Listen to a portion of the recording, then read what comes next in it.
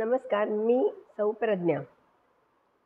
आज मी कवितेचा विषय घेतला आहे, युक्ती मस्त जीवनाची. कविता छोटीशीच आहे, बघा तुम्हाला पटते का. जीवन असते ज्यांचे मस्त, जीवन असते ज्यांचे मस्त, ते स्वतःच्या कामात असतात व्यस्त. ते स्वतःच्या कामात व्यस्त. त्यांचा हर क्षण निर्मितीचा, अपव्यय नसे कधी वेळाचा.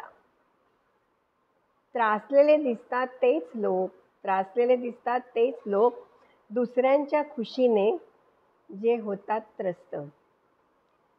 दुसऱ्यांच्या सुखात ज्यांना वाटते दुःख, त्यांच्या आयुष्यात सुखालाच होतात कष्ट.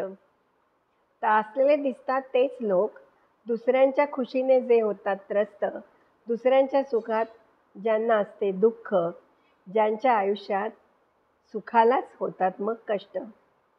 दुःखात असता आपतेष्ट, सामावून घेणे इतकेच करावेत कष्ट. घेतले तर सारेच होते इष्ट, नाहीसे होती मग मनाचे कष्ट.